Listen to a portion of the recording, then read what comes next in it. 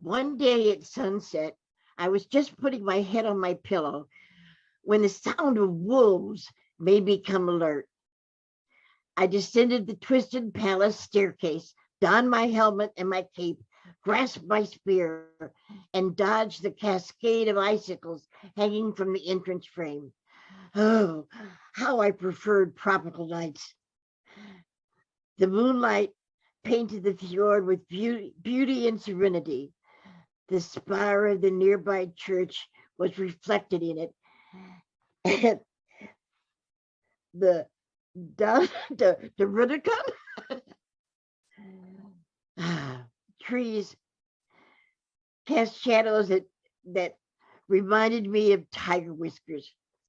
Now the heavens bellowed with the cataract of wolf howls.